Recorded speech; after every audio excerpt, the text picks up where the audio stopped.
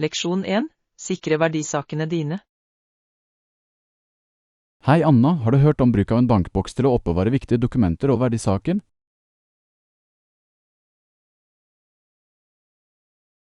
Ja, jeg har vurdert å skaffe meg en.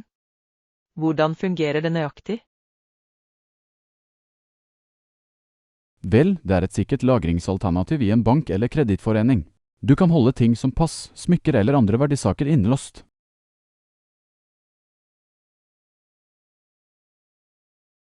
Det høres veldig praktisk ut.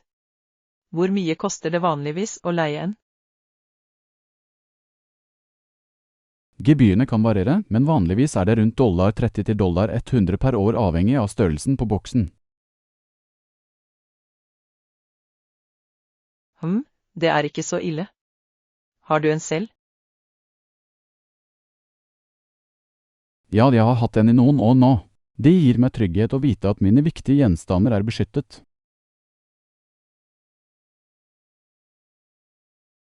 Det er flott å høre. Jeg tror jeg skal se på å få en selv. Takk for nyttig informasjon, John. Når som helst. Gi meg beskjed hvis du har andre spørsmål mens du konfigurerer det. Leksjon 2. Å verdsette skjønnheten i naturen. Hei Anna, har du lagt merke til den utrolige skjønnheten rundt oss i naturen i det siste? Definitivt. De livlige fargene og intrikate detaljene er bare fascinerende. Absolutt. Måten sollyset spiller på blomstene og trærne på er rett og slett fantastisk.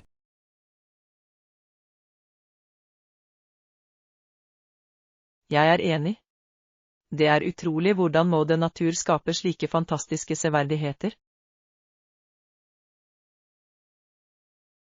Definitivt. Og variasjonen er uendelig, fra frodige grønne skoger til dramatiske fjellutsikter.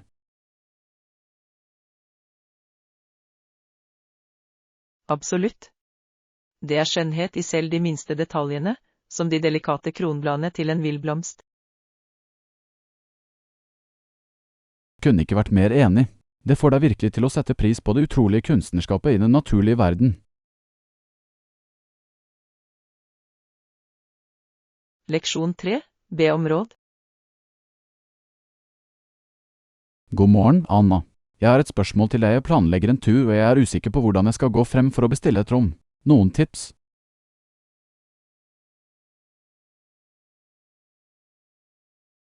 Det er et flott spørsmål, John. Når jeg bestiller hotell, sørger jeg alltid for å lese gjennom anmeldelser fra andre reisende først. Ja, det er en smart idé. Å få det førstehåndsperspektivet er sannsynligvis veldig nyttig.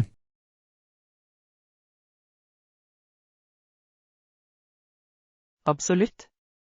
Jeg anbefaler også å sammenligne priser på tvers av flere bookingsider for å finne det beste tilbudet.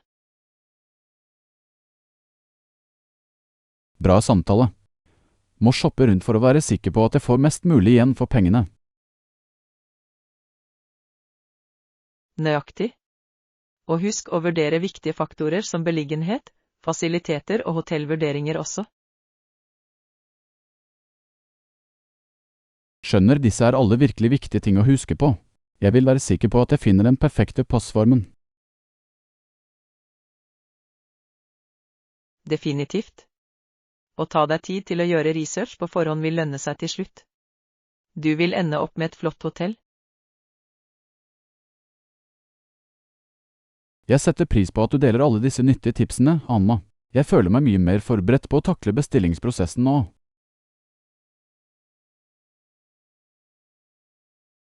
Jeg er glad jeg kunne gi noen nyttige råd, John. Gi meg beskjed hvis du har andre spørsmål når du planlegger reisen.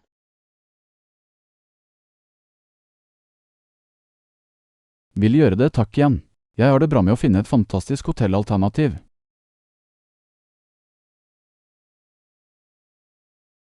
Leksjon 4.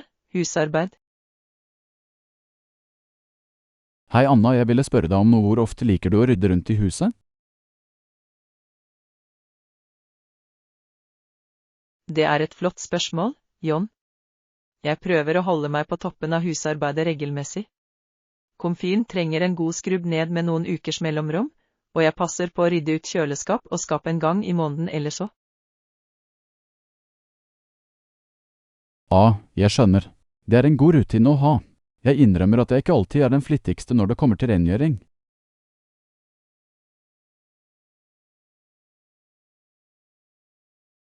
Jeg kan relatere. Det er lett at ting blir litt neglisjert, er det ikke? Men å ta seg tid til å rydde opp kan gjøre en slik forskjell. Du har helt rett. Jeg burde nok vært mer proaktiv når det gjelder det. Noen tips til hvordan du holder deg motivert?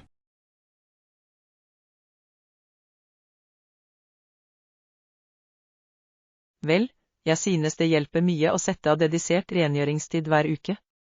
Og jeg prøver å gjøre det morsomt ved å spille litt musikk eller podkaste mens jeg jobber. Musikkideen er god. Det kan gjøre det fra et ork til en mer fornøyelig aktivitet.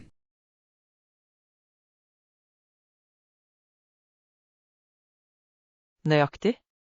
Og jeg opplever også at det å bryte det ned i mindre oppgaver gjør at det føles mer håndterbart. Det gir mening.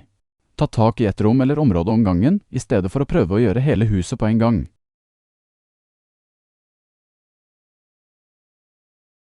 Nettopp. Det handler om å finne en rengjøringsrytme som fungerer for din livsstil og personlighet. Jeg liker den tilnærmingen.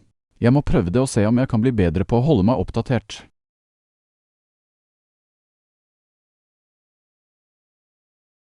Jeg er sikker på at du klarer det, John. Og husk, Roma ble ikke bygget på en dag. Små skritt kan føre til stor fremgang. Kloke ord, Anna. Greit, jeg føler meg inspirert til å få orden på huset mitt. Takk for nyttige tips.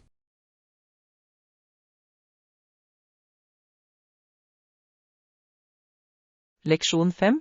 Kunstneriske bestrebelser. Hei, Anna, jeg har tenkt å spørre, er du interessert i noen kunst eller kreative hobbyer? Du vet, jeg liker faktisk å prøve litt kunst ved siden av. Jeg har hatt lyst til å eksperimentere mer med forskjellige medier. Det er veldig kult. Hva slags kunst har du utforsket? Vel, jeg har malt litt med akryl, men jeg er også veldig nysgjerrig på å prøve ut akvareller eller kanskje litt blandede medier.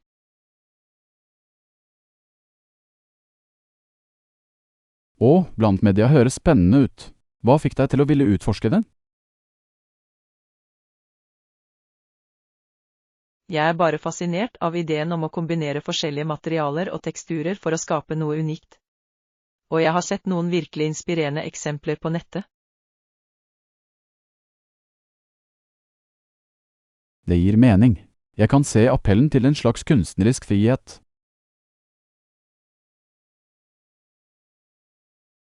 Nøyaktig. I tillegg har jeg en haug med tilfeldige kunstrekvisita, maling, tusjer, fargeblyanter, som jeg har vært ivrig etter å ta i bruk. Jeg skjønner. Så du er litt av en kreativ hamster, ikke sant? Det kan jeg relatere til.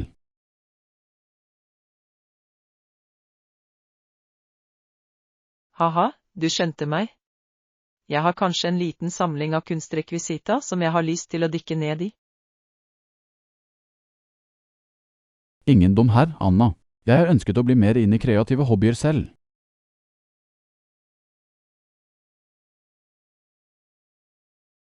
Virkelig? Hva slags ting har du vært interessert i? Vel, jeg har alltid vært fascinert av skisser og kruseduller, men jeg har egentlig aldri fulgt det seriøst. Det er kjempebra. Skisse kan være en slik meditativ og givende praksis.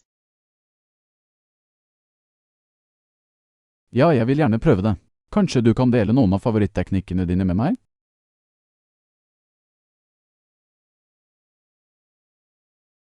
Absolutt. Jeg vil gjerne bytte tips og inspirere hverandre. Kunst handler tross alt om reisen.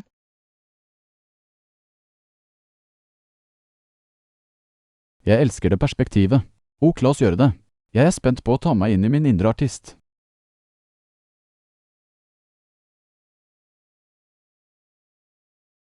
Fantastisk. Dette kommer til å bli så gøy. Jeg gleder meg til å se hva du lager, John. Samme her, Anna. Takk for motivasjonen, jeg føler meg inspirert allerede. Leksjon 6. Morgenrutiner. God morgen, Anna. Har du hatt en sjanse til å gjøre morgentreningen din ennå? Morgen, John? Nei, ikke ennå. Jeg pleier å løpe rundt denne tiden, men jeg kom litt sent i gang i dag. Ja, jeg skjønner. Jeg prøver å gjøre morgentreningen min til en prioritet, men jeg vet at det kan være vanskelig å passe den inn noen ganger. Definitivt. Det handler om å finne den rytmen som fungerer best for timeplanen og livsstilen din. Absolutt. For meg hjelper å få den øvelsen i første omgang og sette tonen for resten av dagen.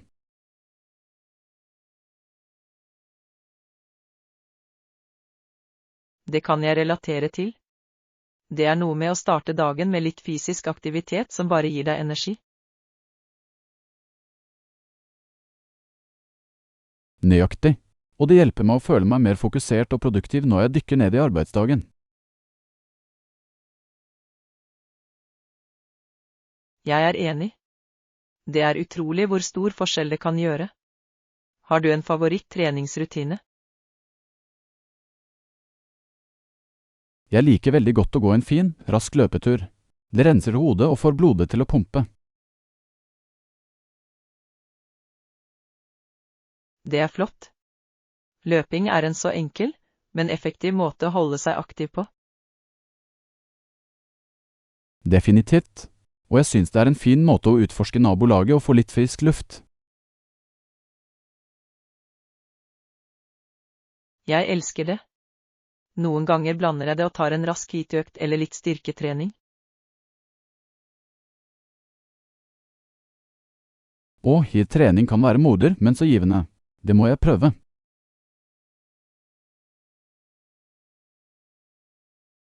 Absolutt. Det er en fin måte å pakke mye intensitet på kortere tid. Høres perfekt ut for de dagene jeg har kort tid, men fortsatt ønsker å få en solid treningsøkt. Nøyaktig. Vel, jeg burde nok ta turen ut på løpeturen før dagen går fra meg.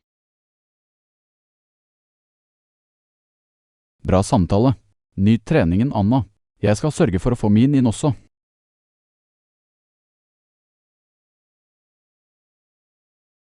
Høres bra ut, John.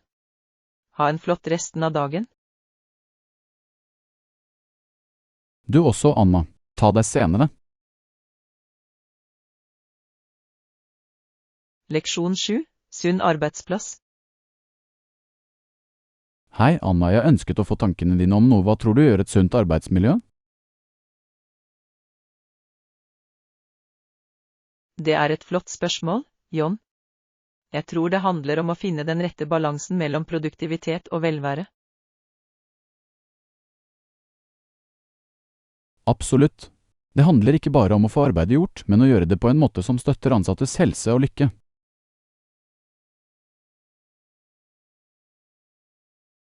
Nøyaktig. Ting som å ha komfortable arbeidsplasser, oppmuntre til pauser og trening, og fremme åpen kommunikasjon er nøkkelen. Jeg kunne ikke vært mer enig. De små berøringene kan gjøre en så stor forskjell i moral og engasjement.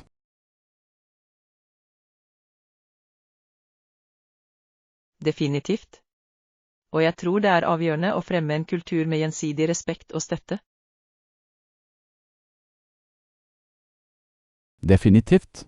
Ingen skal føle at de bare er tannhjul i en maskin, men heller verdsatte medlemmer av teamet.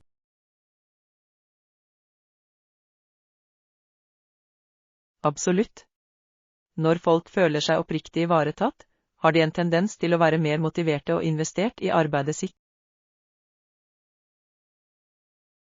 Det er et godt poeng. Det handler om å skape et miljø der folk kan trives, ikke bare overleve.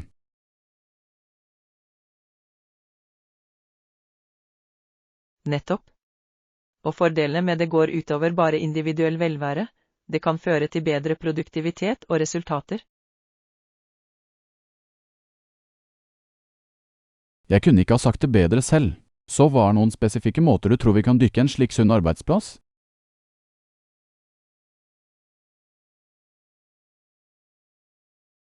Vel, ting som å tilby velværeaktiviteter, gi ergonomiske møbler og oppmuntre til åpne tilbakemeldinger er en god start. Det er fantastiske ideer. Jeg elsker ideen om å gjøre ansattes velvære til en sann prioritet.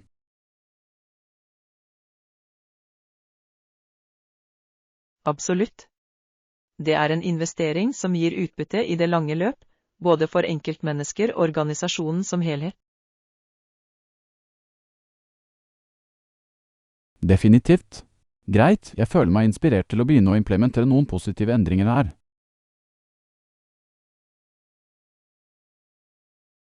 Det er fantastisk, John. Jeg er spent på å se hvilken innvirkning det kan ha på laget vårt. Jeg også, Anna. Takk for en flott prat, jeg setter stor pris på innsikten din.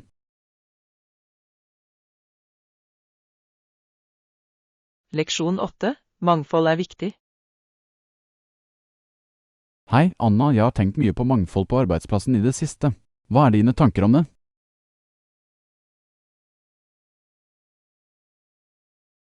Det er et veldig viktig tema, John.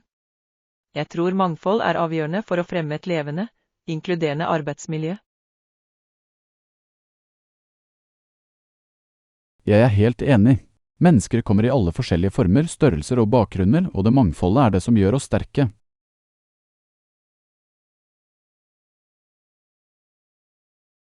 Absolutt. Det handler om å gjenkjenne og feire de unike perspektivene og opplevelsene som hver person kommer med til bordet.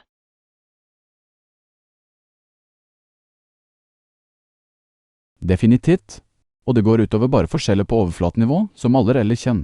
Det handler om å omfavne det dypere mangfoldet av tanker, ideer og tilnærminger.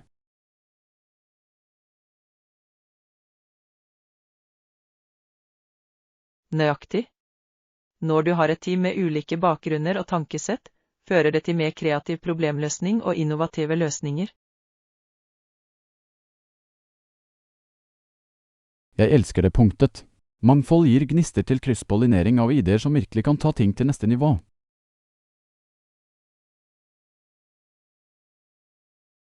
Absolutt.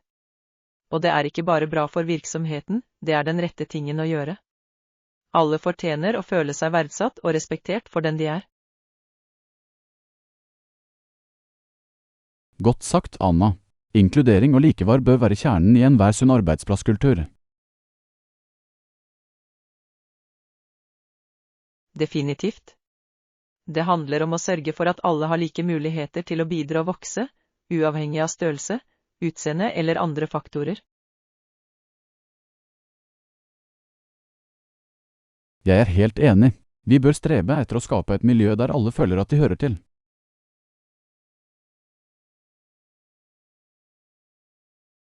Nøyaktig. Og det starter med å være proaktiv når det gjelder ting som ansettelsespraksis, opplæring og bedriftspolitikk som fremmer mangfold og inkludering. Definitivt. Det er en pågående prosess, men en som er så avgjørende for å bygge en blomstrende, rettferdig organisasjon.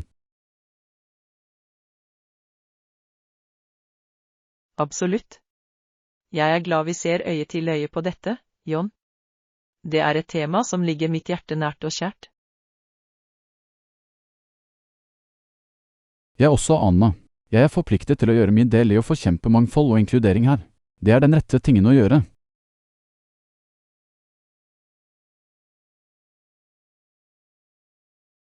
Jeg kunne ikke vært mer enig. Sammen vet jeg at vi kan gjøre en reell forskjell i å dyrke en arbeidsplass som fungerer for alle. Absolutt. Og la oss komme til det, fremtiden er lys når vi omfavner forskjellene våre. Leksjon 9. Den digitale tidsalder. Hei Anna, hva er dine tanker om hvordan internett og sosiale medier har påvirket livene våre? Det er et veldig interessant spørsmål, John. Jeg vil si at den elektroniske verden definitivt har gjort informasjon og kommunikasjon mye mer tilgjengelig. Absolutt. Det er utrolig hvor mye vi kan oppdage og få kontakt med ved å klikke på en knapp. Definitivt. Spesielt sosiale medier har virkelig revolusjonert måten vi holder oss informert og samhandler med hverandre på. Helt. Det har åpnet så mange nye veier for selvuttrykk, læring og fellesskapsbygging.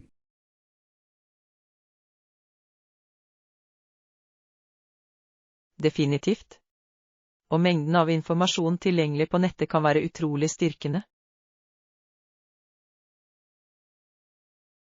Definitivt. Men jeg antar at det også er noen potensielle ulemper å vurdere, ikke sant? Absolutt. Ting som spredning av feilinformasjon og innvirkningen på mental helse er gyldige bekymringer. Og, helt sikkert, det handler om å finne den sunne balansen og være oppmerksom på hvordan vi engasjerer oss med teknologi. Nøyaktig. Vi må sørge for at vi bruker disse verktøyene på en måte som forbedrer livene våre, ikke bruker dem. Definitivt. Det er et nyansert tema, helt klart, men totalt sett vil du si at fordelene oppveier ulempene?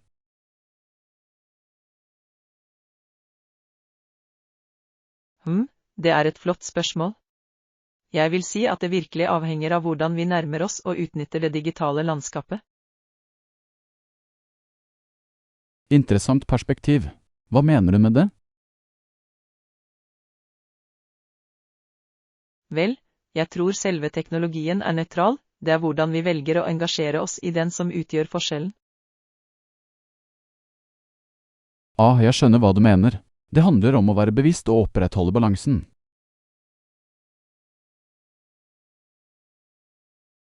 Nettopp. Når den brukes med omtanke, kan den digitale verden være et kraftig verktøy for læring, tilkobling og vekst. Jeg liker veldig godt den måten å se det på. Det handler om å finne det søte stedet og ikke la det kontrollere oss.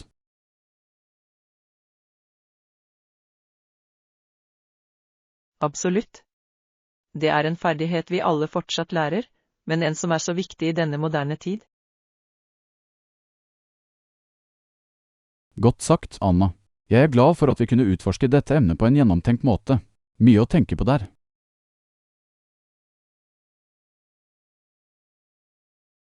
Definitivt, John. Det digitale landskapet er i stadig utvikling, men å være oppmerksom i tilnærmingen vår er nøkkelen. Kunne ikke vært mer enig. Greit, jeg føler meg inspirert til å være mer bevisst med mine nettvaner. Takk for en flott prat.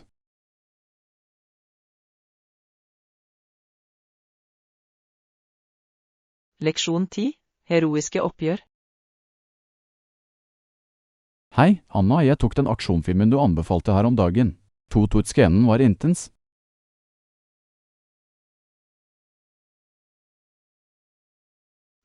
Jeg er så glad du så den, John. De gode gutta kom virkelig ut på toppen i den, gjorde de ikke?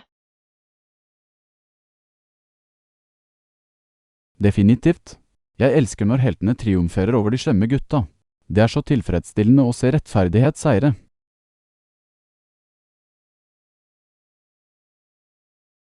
Absolutt. Det er bare noe med disse high stakes, adrenalinfylte oppgjørene som virkelig får blodet til å pumpe. Helt.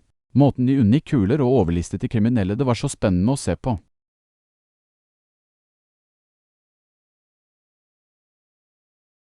Definitivt. Og spesialeffektene var førsteklasses, noe som fikk det til å føles som om du var midt i handlingen.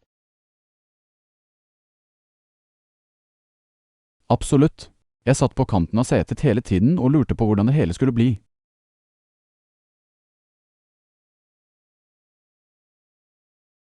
Samme her.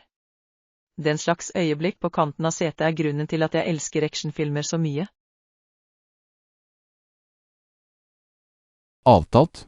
Det er bare noe med følelsen av uforutsigbarhet og høye innsatser som gjør det så fengslende.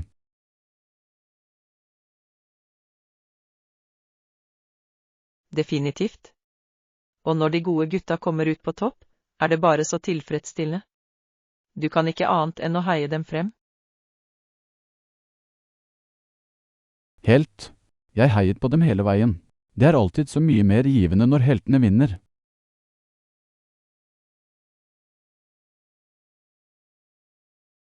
Absolutt. Det er som en triumf av det gode over det onde, og det er alltid en kraftig ting å være vitne til. Godt sagt. Den typen heroiske oppgjør er bare så underholdende og inspirerende på en måte. Definitivt. De minner oss om at selv i møte med motgang, kan de rettferdig seire gjennom mot og besluttsomhet. Nøyaktig. Det er et flott budskap, og så spennende å se det spilles ut på storskjerm. Definitivt. Vel, jeg er glad du likte filmen, John. Heroiske actionsekvenser er alltid et høydepunkt for meg. Samme her, Anna. Takk for anbefalingen, jeg gleder meg allerede til neste filmkveld.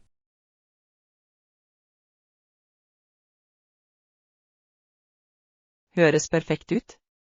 Jeg er sikker på at vi finner en annen thriller som holder oss på tærne. Absolutt. Kom med heroiske oppgjør. Leksjon 11. Spennende oppdagelser. Hei, Anna, jeg hørte deg nevne noe her om dagen om en interessant artikkel du leste. Vil du dele?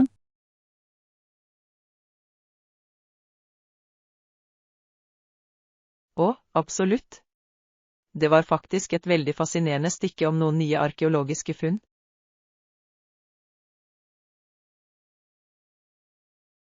Og arkeologi, ikke sant? Jeg er midt i blinken. Hva slags funn snakker vi om?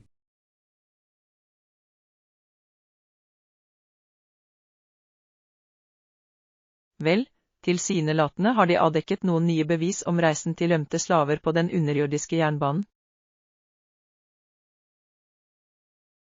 Vov, det er virkelig overbevisende. Jeg er glad for at forskere fortsetter å kaste lys over den viktige delen av historien.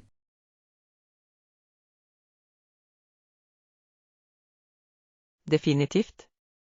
Artikkelen gikk i detalj om hvordan slavene måtte reise om natten og gjemme seg om dagen for å unngå oppdagelse.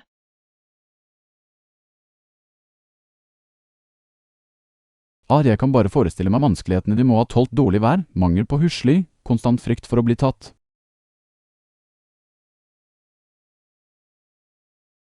Nøyaktig. Artikkelen brakte virkelig til live den enorme tapperheten og utholdenheten til de individene som kjempet for sin frihet. Det er utrolig. Jeg er alltid i ærefrykt for styrken og motstandskraften til den menneskelige ånden i møte med slik motgang.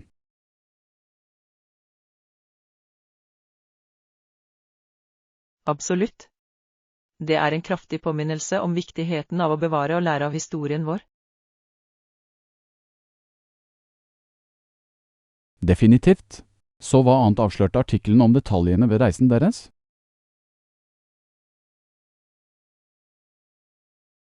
Vel, den snakker om hvordan de måtte finne kreative måter å gjemme seg på om dagen, enten det var i låver, kjellere eller andre hemmelige steder. Fascinerende. Nivået av planlegging og koordinering det må ha tatt for å utføre en så farlig rømningsvei.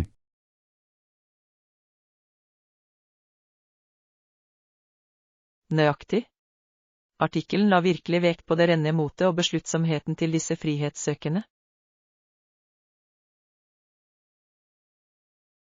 Det er utrolig. Jeg vil gjerne lære mer om disse nye arkeologiske funnene hvis du har en sjanse til å dele artikkelen.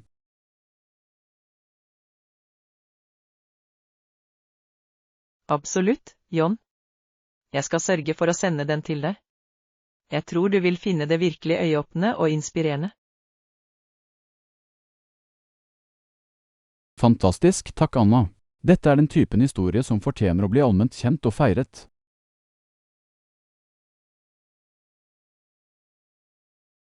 Jeg kunne ikke vært mer enig. Det er en så viktig del av vår felles fortid som fortjener dypere utforskning. Vel, jeg gleder meg veldig til å dykke ned i dette. Takk for god anbefaling.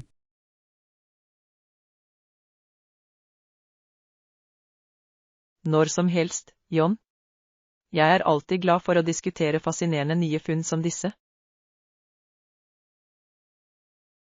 Fantastisk. Ok, la læringen begynne. Leksjon 12, fortidens vanskeligheter. Hei, Anna, jeg leste mer om de undergroen railroad-funnet du nevnte her om dagen. Fascinerende greier.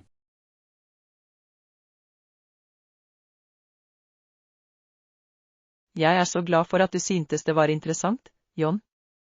Historiene om de rømte slavene er virkelig inspirerende, men også hjerteskjærende. Absolutt. Vanskelighetene de opplevde på sin reise til frihet er bare utenkelige. Definitivt. Artikkelen fremhevet virkelig hvordan de måtte reise i ly av mørket, alltid på flukt. Ja, og måtte gjemme seg hvor de kunne om dagen, enten det var en låve eller en kjeller. Det må ha vært skremmende.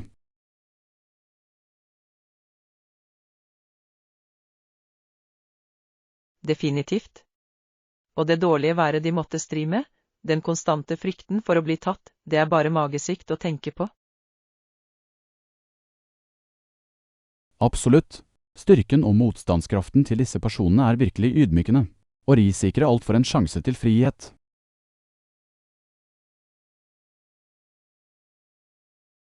Nøyaktig. De var villige til å møte ufattelige farer og deprivasjoner bare for muligheten for et bedre liv.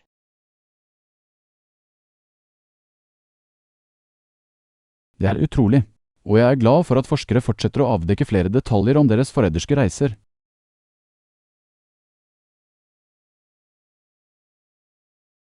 Definitivt. Det er så viktig at vi bevarer og deler disse historiene, for å hedre ofrene til de modige sjelene.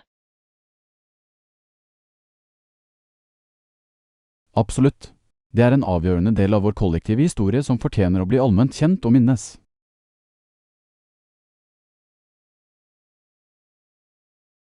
Godt sagt, John. Disse historiene tjener som en kraftig påminnelse om menneskets evne til mot og besluttsomhet.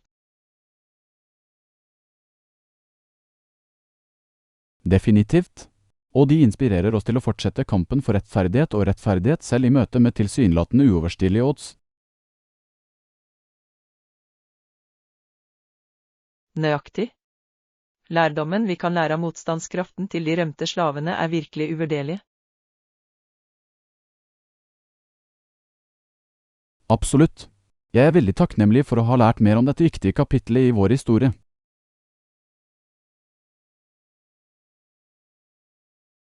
Jeg også, John. Det har vært øyeåpnende og ydmykende. Disse historiene fortjener å bli husket og hedret. Definitivt. Greit, jeg føler meg inspirert til å dykke enda dypere inn i dette fascinerende emnet.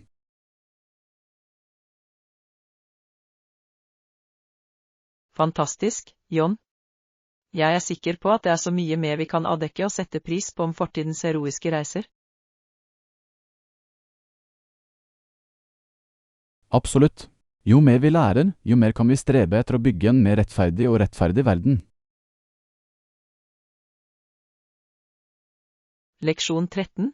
Variasjon er livets krydder. Hei, Anna, jeg la merke til at du tok med en ganske interessant lunsj i dag. Hva har du der?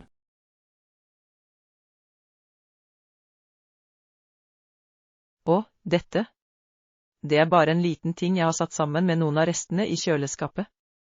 Mye variasjon? Fint, fint. Hva slags alternativer snakker vi om her? Vel, la oss se, jeg har litt kalkun, litt skinke og noen få veie alternativer som stekt paprika og sauterte grønnsaker. Og det høres deilig ut. Jeg elsker hvordan du har blandet det med forskjellige proteiner og produserer. Definitivt. Jeg prøver å ha et godt utvalg av sunne valg for hånden slik at jeg enkelt kan sette sammen et balansert måltid. Det er en veldig smart tilnærming. Holder ting interessant og næringsrikt. Nøyaktig. Jeg synes at å ha den slags allsidighet i kjøleskapet og pantryet gjør det så mye lettere å spise godt. Jeg kan forestille meg. Variasjon er nøkkelen, spesielt når du prøver å ta sunne valg konsekvent.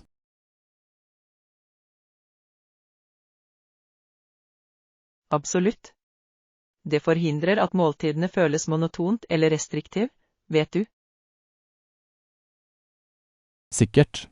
Å ha de forskjellige smakene og teksturene å velge mellom må gjøre lunsjtid veldig hyggelig.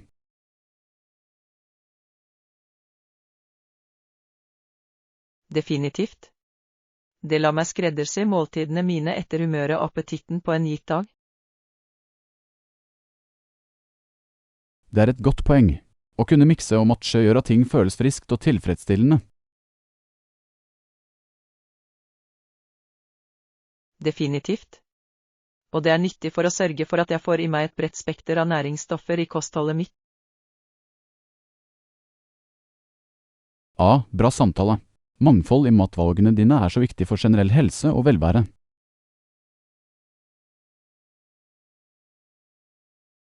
Nøyaktig. Jeg prøver å inkludere en regnbue av frukt og grønnsaker, sammen med magre proteiner og hele korn. Høres ut som en vinnende formel. Jeg blir sulten bare av å tenke på alle de deilige alternativene.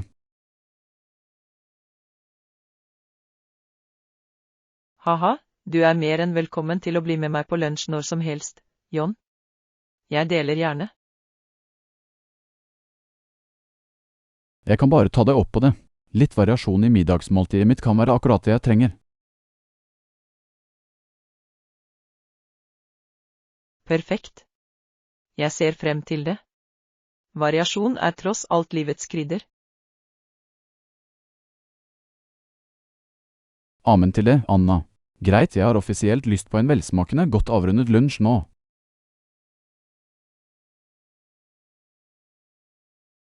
Oppdraget fullført, da. Nyt resten av dagen, John. Du også, Anna. Gleder meg til vårt neste deilige spiseeventyr. Leksjon 14. Overflod av valg. Wow, Anna, denne matbutikken har virkelig et imponerende utvalg av produkter, ikke sant? Absolutt. Jeg elsker hvor mye variasjon de tilbyr. Det er flott å ha så mange alternativer å velge mellom. Jeg er enig. Det er nesten overveldende, for å være ærlig. Det er bare så mye å se på.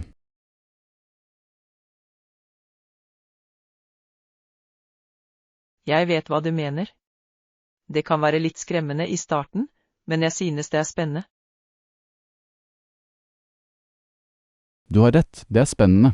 Det er på en måte som å være barn i en godteributikk. Haha, akkurat. Med alle disse valgene er jeg sikker på at vi vil kunne finne akkurat det vi trenger.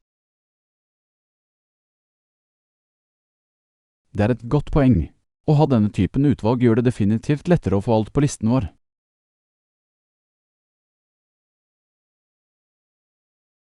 Definitivt.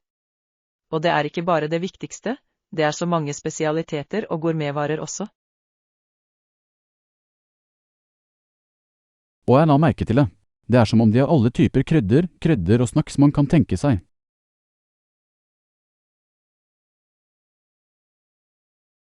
Jeg vet, det er imponerende. Den passer virkelig til alle slags smaker og kostholdspreferanser. Absolutt. Det er flott at de er i stand til å ta imot et så bredt spekter av kunder.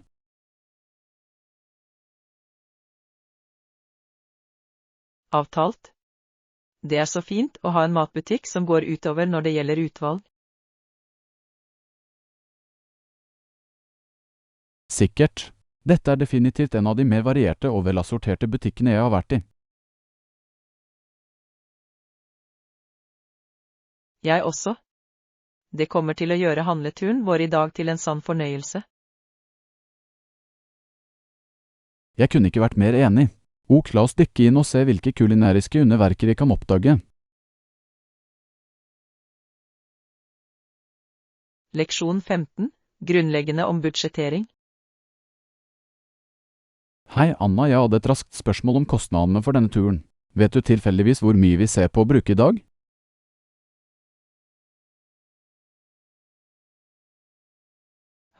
Godt spørsmål. Jeg vil anslå rundt $300, gi eller ta, basert på vårt vanlige dagligvarebudsjett. Ok, 300, skjønner jeg. Og nå må vi ha det betalt da?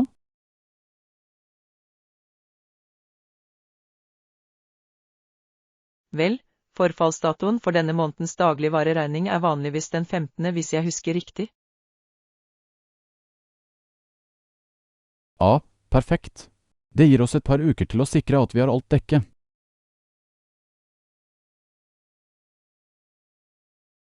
Nøyaktig. Det burde gi oss god tid til å budsjettere tilsvarende og betale i tide.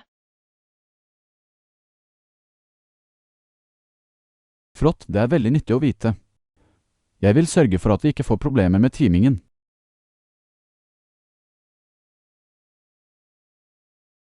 Definitivt. Det er alltid godt å være proaktiv når det gjelder å administrere økonomien vår, spesielt for viktige ting som dagligvarer. Absolutt. Jeg setter pris på at du gir disse detaljene, og det hjelper meg til å føle meg mer organisert og forberedt.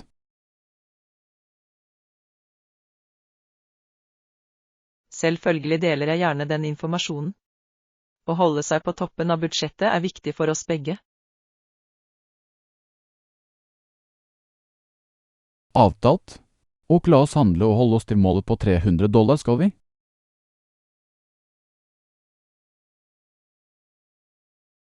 Høres bra ut. Jeg er sikker på at vi kan finne alt vi trenger og holde oss innenfor budsjettet vårt. Fantastisk. Vi sann, Anna. Jeg er rett bak deg.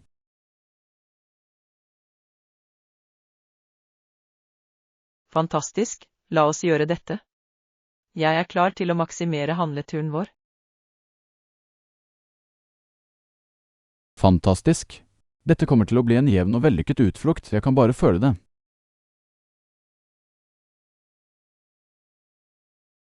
Leksjon 16. Beachwear banter. Hei, Anna, jeg kunne ikke unngå å legge merke til din brors strandantrekk badebukser, ikke sant? Og ja, han elsker å holde ting uformelt og komfortabelt når han er på stranden. Det kan jeg forstå, selv om jeg må si, pleier jeg å være litt mer utkledd når jeg går.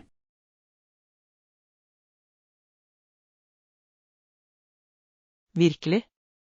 Hva går du til strandtøy da? Jeg er nysgjerrig på å høre om stilen din. Vel, jeg pleier å velge et fint skjørt og en bluse. Jeg liker å se litt mer sammensatt ut.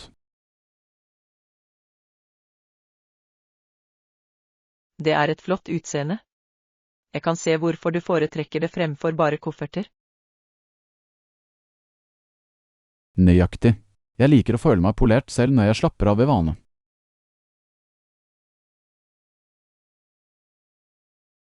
Det kan jeg sette pris på.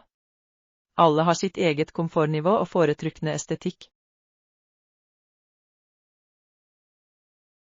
Absolutt. Og det er morsomt å se de forskjellige måtene folk velger å kle seg på til stranden.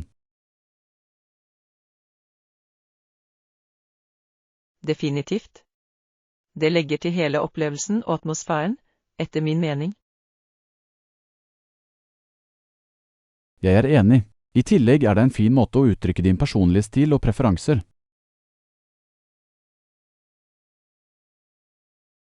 Fullstendig. Det er ingen riktig eller gal måte å strandantrekk på, så lenge du føler deg trygg. Godt sagt, Anna. Jeg er glad vi ser øye til øye på denne uformelle, men stilige strandmoten.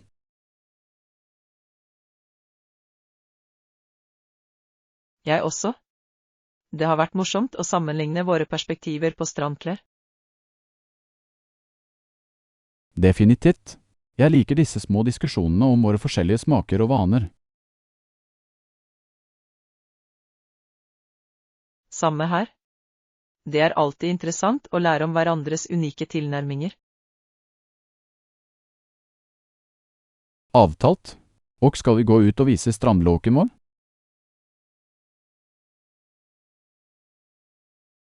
Leksjon 17.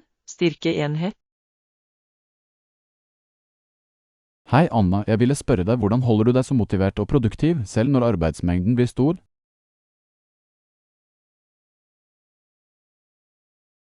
Vel, John, jeg synes at det å ha et sterkt støttesystem utgjør hele forskjellen. Jeg stoler mye på menneskene rundt meg. Det er et godt poeng. Det må være så verdifullt å ha det nettverket av kolleger og venner å støtte seg på.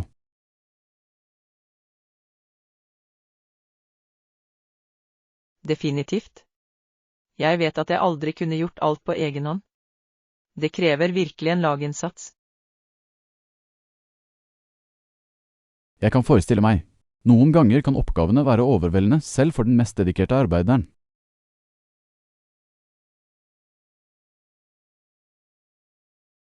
Absolutt. Derfor sørger jeg for å be om hjelp når jeg trenger det. Jeg er ikke redd for å delegere eller samarbeide. Det er en klok tilnærming. Å prøve å makte gjennom alt alene kan raskt føre til utbrenthet. Nøyaktig. Jeg har lært at det er greit å innrømme når jeg føler meg tynn. Mine kolleger er alltid der for å hjelpe. Det er fantastisk. Det er inspirerende å høre hvordan du har bygget det støttende nettverket rundt deg. Takk, John. Og jeg oppfordrer deg til å gjøre det samme. Vi trenger alle den ekstra boosten noen ganger. Du vet, du har rett. Jeg pleier å prøve å håndtere ting på egen hånd, men jeg burde kanskje være mer åpen for samarbeid.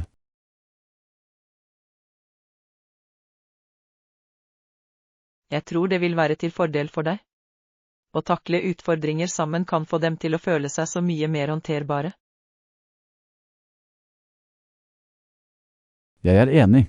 Greit, jeg skal gjøre en bevisst innsats for å nå ut mer og utnytte styrken til de rundt meg.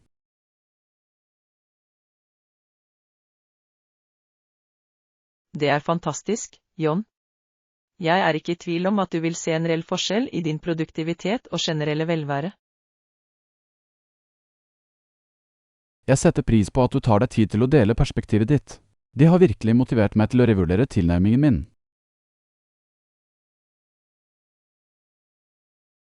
Jeg er så glad for å høre det, John. Husk at vi alle er i dette sammen, ikke nøl med å benytte deg av den støtten. Definitivt. Takk, Anna. Her er det å jobbe smartere, ikke hardere.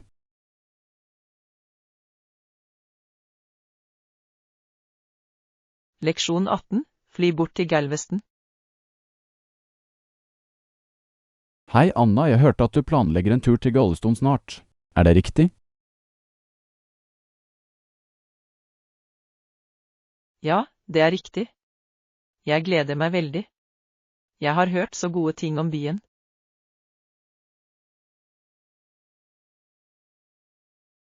Det er kjempebra. Jeg har vært der noen ganger selv, og det er et fantastisk sted å besøke.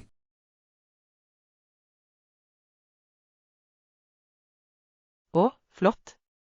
Har du noen anbefalinger til meg i forhold til hvordan jeg kan komme meg dit? Absolutt. Det er flere flyselskaper som flyr direkte til Galvestons eierport, noe som er veldig praktisk.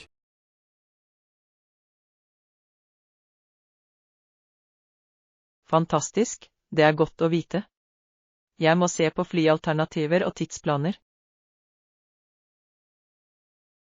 Definitivt. Og flyplassen er ganske nær hovedattraksjonene, så det er enkelt å komme seg rundt. Perfekt, det er veldig nyttig informasjon. Jeg vil være sikker på at jeg planlegger en effektiv og hyggelig tur. Jeg er sikker på at du vil. Galveston har så mye å tilby strendene, det historiske distriktet, sjømat. Det høres ut som en drøm. Jeg gleder meg til å oppleve alt selv. Noen andre tips du kan dele?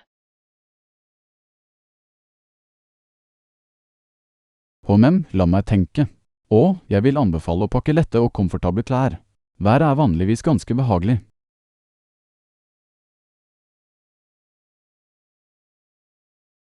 Bra samtale.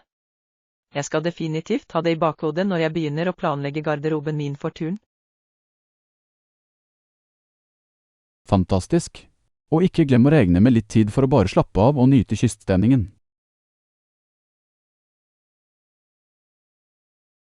Absolutt, det er et must. Jeg vil virkelig fordype meg i Galvestons livsstil. Jeg tror du kommer til å elske det.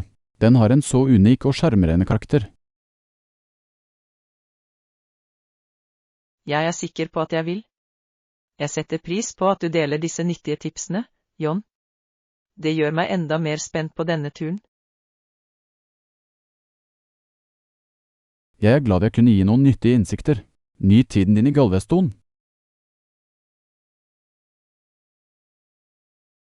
Leksjon 19. Grip øyeblikket. Hei Anna, jeg ville kjøre noe ved deg. Jeg har tenkt på den salgsplanen vi diskuterte her om dagen.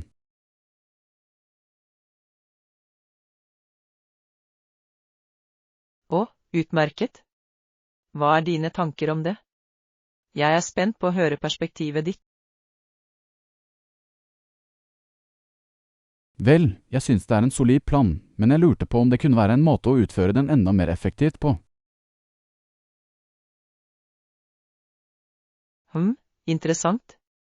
Hva hadde du i tankene? Jeg er alltid åpen for måter vi kan optimalisere strategien vår på. Jeg tenkte at vi kunne prøve å virkelig øke salgstallene på en enda kortere tidsramme. Å, jeg ser hva du vil til.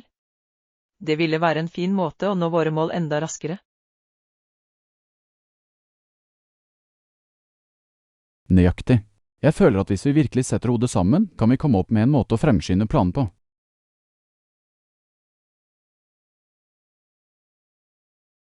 Jeg elsker den energien, John.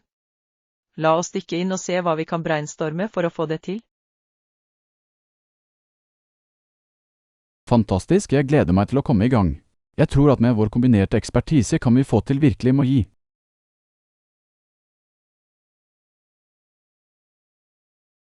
Absolutt. Det er en type utfordring jeg trives med. Jeg er klar til å sette inn arbeidet og se resultater. Fantastisk. Og la oss kartlegge detaljene og begynne å sette denne planen ut i livet.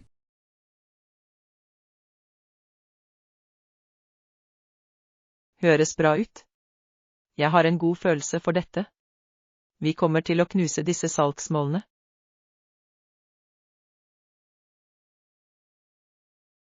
Jeg kunne ikke vært mer enig. Dette er vårt øyeblikk til å skinne, Anna. La oss gripe den.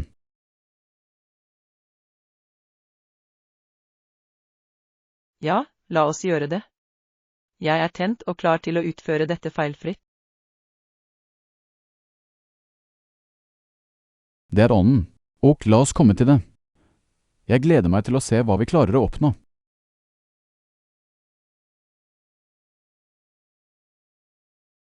Leksjon 20. Å omfavne mangfold.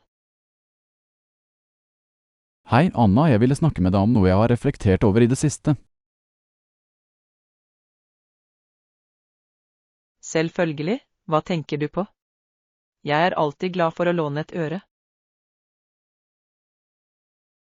Vel, jeg har tenkt mye på viktigheten av å omfavne mangfold, både i vårt personlige liv og i arbeidet vårt. Det er et fantastisk tema å utforske. Jeg er helt enig i at mangfold er et så avgjørende element. Absolutt. Jeg føler at det er noe som virkelig kan berike våre erfaringer og perspektiver.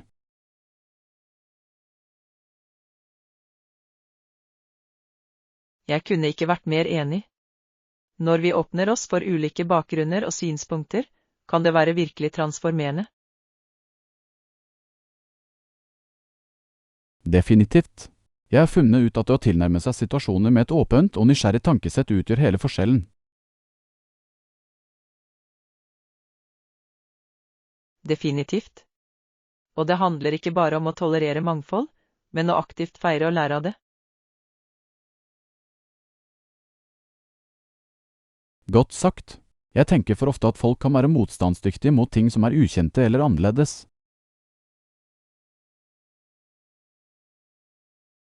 Du har så rett. Men når vi møter det mangfoldet med tro, mot, tålmodighet og takknemlighet, kan fantastiske ting skje. Absolutt. Det handler om å erkjenne at forskjellene våre er det som gjør oss sterkere som et kollektiv.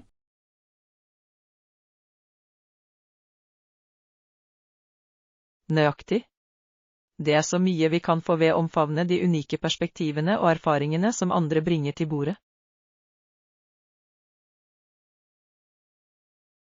Kunne ikke vært mer enig. Jeg føler at dette er en så viktig tankegang å dyrke, både profesjonelt og personlig.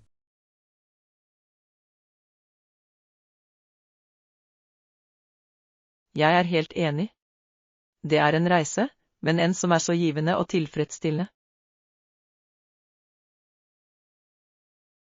Godt sagt. Jeg er takknemlig for å ha hatt denne samtalen med deg, Anna. Det har virkelig inspirert meg.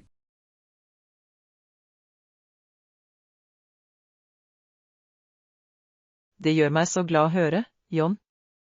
Jeg er glad vi kunne reflektere over kraften i å omfavne mangfold sammen. Jeg også. Her er til fortsatt vekst, forståelse og feiring av våre forskjeller.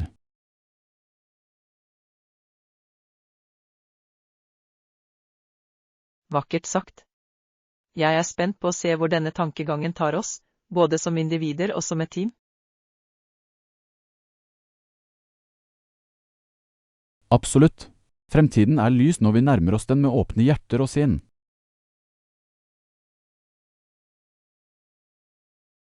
Kunne ikke vært mer enig.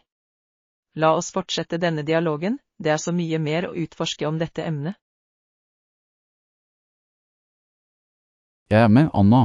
Dette er bare begynnelsen på en virkelig meningsfull samtale.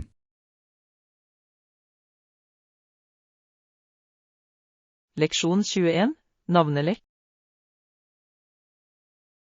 Hei, Anna, jeg har tenkt å spørre hva heter hunden din igjen? Å, hunden min heter Luna. Hva med deg, har du et kjæledyr? Ja, det gjør jeg. Han heter Max. Han er en skikkelig energibunt.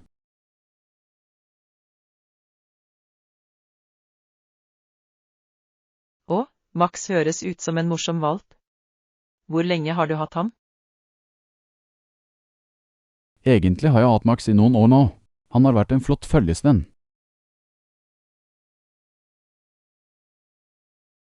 Det er fantastisk. Jeg har hatt Luna i omtrent et år, og hun har gitt meg så mye glede. Jeg kan forestille meg. Den ubetingede kjærligheten til et kjæledyr er virkelig spesiell, er det ikke? Absolutt. Det er utrolig hvordan de bare kan lyse opp dagen din med sin tilstedeværelse. Definitivt. Max er alltid der for å hilse på meg med den lågrende hallen. Det er det beste.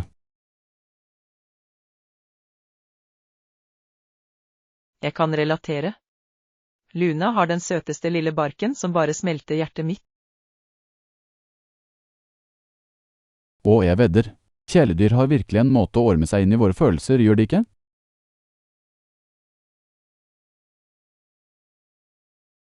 Det gjør de sikkert.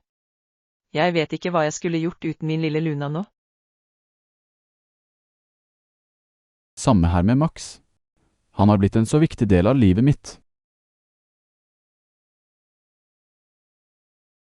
Jeg elsker det.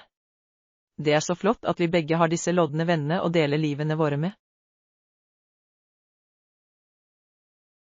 Avtalt. Kjæledyr har virkelig en måte å berike opplevelsene våre på, gjør de ikke? Absolutt. Jeg er glad for at vi ble knyttet til våre kjære følelsesvenner i dag. Jeg også, Anna. Å snakke om kjæledyrene våre har vært et virkelig høydepunkt på dagen min. Leksjon 22, Mindful Moments. Hei, Anna, jeg ville spørre deg om noe jeg har lagt merke til i det siste. Selvfølgelig, hva er det? Jeg låner gjerne et øre. Vel, jeg føler at jeg har brukt for mye tid på å scrolle på telefonen min, selv når jeg egentlig ikke trenger det.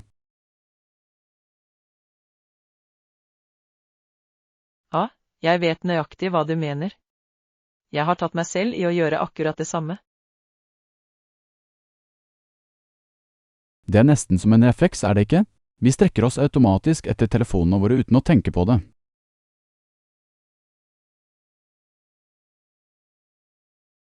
Definitivt. Det har blitt en slik vane, men det er ikke alltid den beste bruken av vår tid og oppmerksomhet. Nøyaktig. Jeg har prøvd å være mer oppmerksom på når og hvordan jeg bruker telefonen min, men det kan være utfordrende.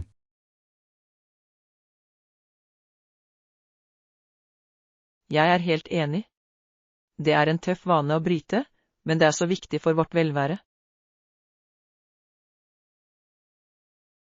Absolutt. Jeg føler at det er noe mange av oss sliter med i disse dager. Sikkert. Jeg har til og med lagt merke til at det kan påvirke produktiviteten og fokuset min til tider. Uff, ja, det er en stor en for meg også. Jeg synes at jeg blir distrahert av varsler eller bare tankeløs rulling.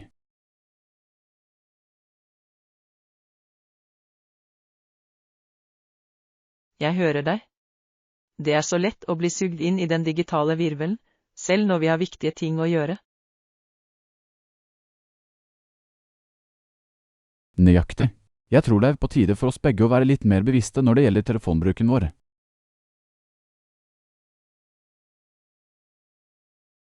Jeg kunne ikke vært mer enig. Vi må finne den balansen og sørge for at enhetene våre ikke styrer livene våre. Definitivt. Noen tips du har funnet nyttige for å dempe den tankeløse telefonmannen? Noen ting har fungert for meg. Sette telefonen min i et annet rom under fokusert arbeidstid, for eksempel. Å, det er en god en. Det må jeg prøve. Noe annet?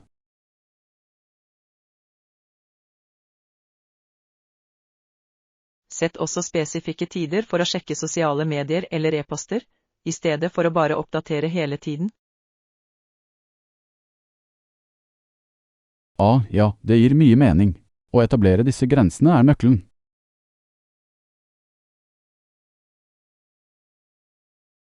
Nøyaktig. Det krever litt disiplin, men det er så verdt det å gjenvinne vår oppmerksomhet og tilstedeværelse. Jeg er med deg. Greit, jeg føler meg motivert til å gjøre noen endringer. Takk for gode råd, Anna.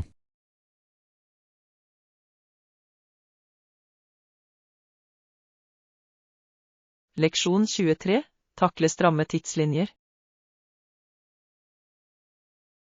Hei, Anna, jeg ville se på salgsplanen vi har jobbet med. Jeg er litt bekymret for tidslinjen.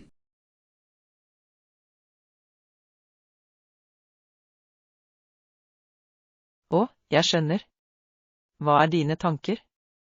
Jeg er åpen for å utforske måter vi kan optimalisere planen på. Vel, jeg er bekymret for at vi kanskje ikke vil være i stand til realistisk å nå målene innenfor den 2 uker lange tidsrammen vi først hadde diskutert. Jeg forstår bekymringen din der. Det er en ganske stram tidslinje vi hadde satt. Nøyaktig. Jeg er redd vi kanskje må justere planen for å gi oss litt mer pusterom.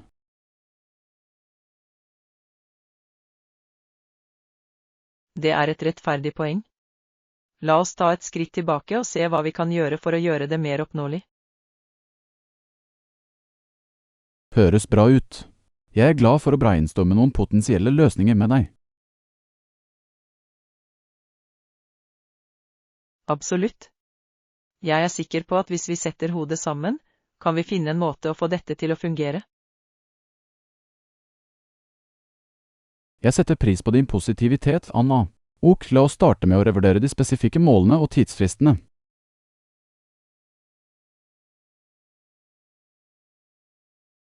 God idé. Kanskje vi kan strekke tidslinjen litt ut uten å gå på akkord med de overordnede målene. Nøyaktig.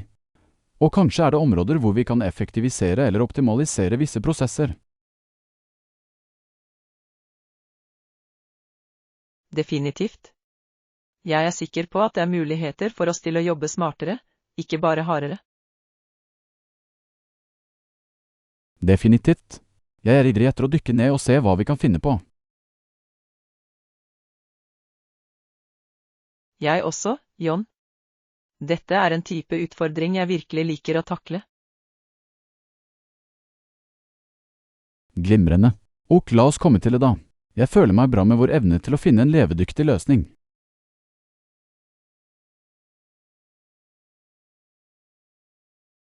Absolutt. Med vår samlede ekspertise vet jeg at vi vil finne en måte å gjøre denne planen til en stor suksess. Jeg kunne ikke vært mer enig. Ok, la oss komme i gang, klokken tikker. Leksjon 24. Budgeting Brilliance. God morgen, Anna. Jeg ønsket å diskutere budsjettet for vårt kommende prosjekt. Har du noen minutter?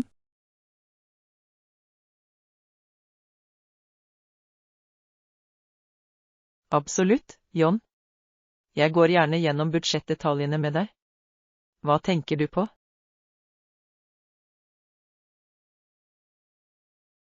Vel, jeg prøver å få et klart bilde av nøyaktig hvilke ressurser vi trenger og hvor mye de vil koste. Flott, la oss dykke inn. Hva slags informasjon leter du etter spesifikt? Jeg vil gjerne få en bedre forståelse av varene du må ha og de tilhørende kostnadene innenfor budsjettet vårt. Ok, skjønner det. Jeg kan definitivt hjelpe deg med å finne de essensielle komponentene og deres tilgjengelighet. Fantastisk. Og selvfølgelig må vi sørge for at alt stemmer overens med våre generelle budsjettbegrensninger.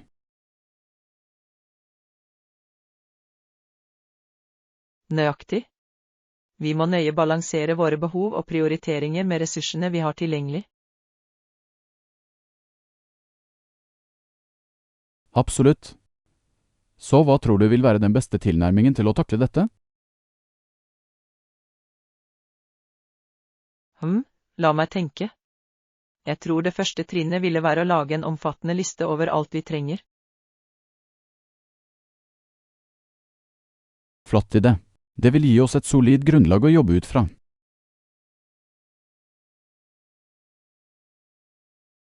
Definitivt. Og så kan vi undersøke priser og tilgjengelighet for hver vare på listen.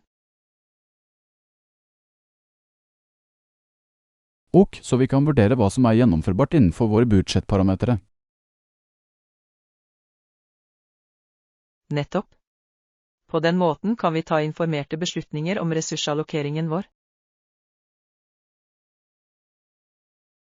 Fantastisk. Jeg er veldig ivrig etter å finne ut av dette. Hva tror du våre neste skritt bør være?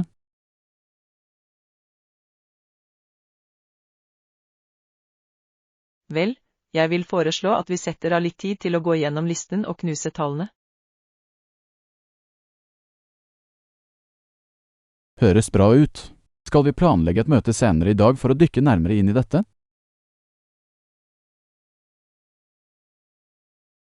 Ja, det fungerer for meg. Jeg er sikker på at vi sammen kan komme opp med en solid budsjetteringsplan. Fantastisk. Jeg setter stor pris på at du tar deg tid til å gå gjennom dette sammen med meg, Anna. Selvfølgelig, John. Jeg er glad for at vi kan samarbeide for å sikre at vi har ressursene vi trenger for å lykkes. Absolutt. Og la oss komme til det. Jeg er spent på å se hva vi kan få til.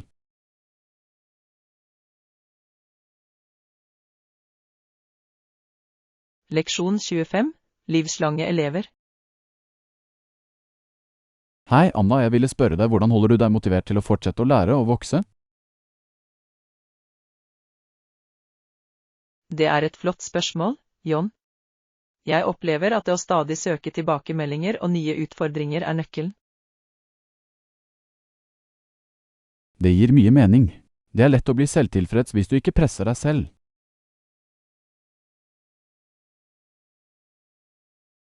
Nøyaktig. Jeg prøver alltid å identifisere områder hvor jeg kan forbedre eller utvide kunnskapen min. Jeg beundrer den drivkraften til å fortsette å utvikle seg. Har du noen spesifikke strategier du bruker?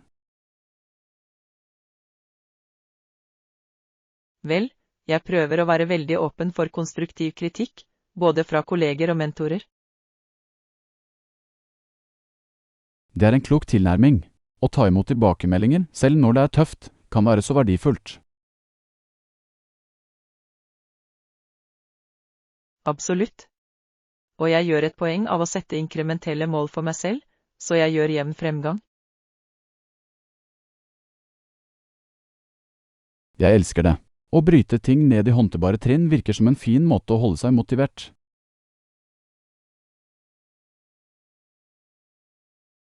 Definitivt. Det hjelper til å forhindre at jeg føler meg overveldet eller motløs. Det gir mye mening. Og hvordan håndterer du konflikter eller tilbakeslag underveis?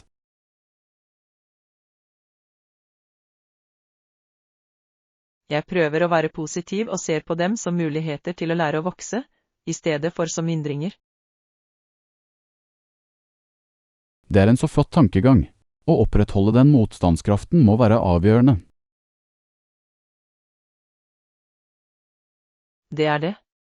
Og jeg minner meg selv alltid på at litt kamp er en del av prosessen.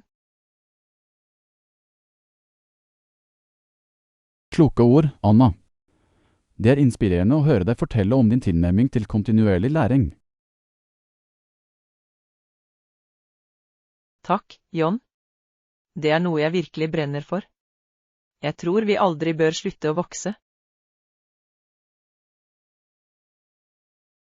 Jeg kunne ikke vært mer enig. Du er et fantastisk eksempel, og jeg setter pris på at du deler din innsikt.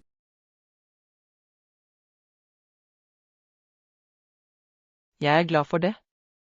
Livslang læring er så viktig, og jeg er glad jeg kunne gi et nyttig perspektiv. Definitivt.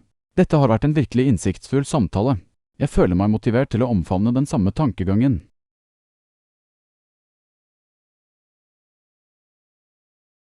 Det er fantastisk å høre, John. Jeg er sikker på at du vil gjøre store ting hvis du beholder den nysgjerrigheten. Jeg setter pris på oppmuntringen. Her gjelder det å være nysgjerrig og aldri slutte å lære.